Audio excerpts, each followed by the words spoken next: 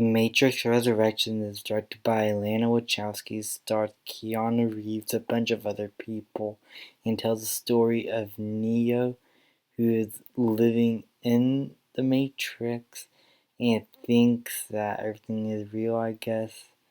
And then all of a sudden, some people from his game that he's developing, that's like a game that's is the Matrix trilogy or something or whatnot, came to get him and try to have him join their crusade against the robots that in the Matrix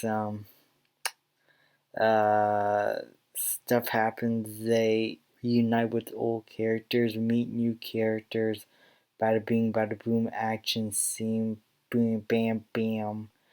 As you can see, I'm tired, I'm uninterested, and quite frankly, I got bored from this film. And I watched this movie the day it came out on HBO Max because I just didn't feel like going to watch this movie in a theater. And to be honest, yeah, I think this killed my sleep paralysis demon or whatnot. This was a very boring film. Now, I'm someone that had never gotten into the Matrix films at all. I saw the first movie, I thought it was fun, enjoyable, but I'm gonna be honest, that first movie, I don't think I'm gonna ever watch it again. I like it, maybe I'll put it on time to time, but for the most part, I only feel the need to watch it once. I could see why it's very influential, but honestly, the movie's just not for me. It could be for you. You'll probably like it more than I do, but to me, it's just not my thing. And this movie has more the same from the first movie, but repackaged in a different way. It's basically the first movie, basically, except a little funnier and a little more self aware. And with a few bits of tweaks in the storytelling department and motivation.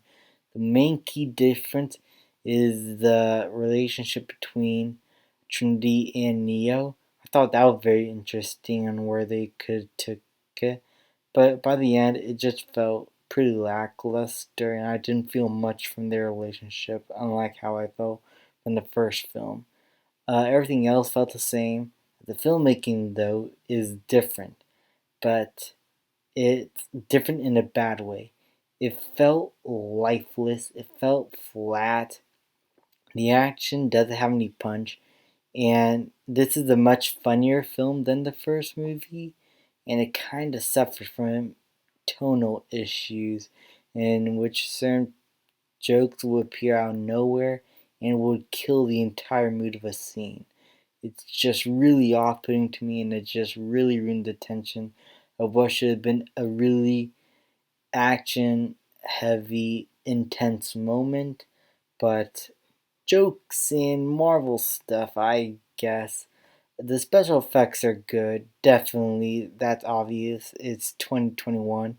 Why wouldn't they be an improvement from back then?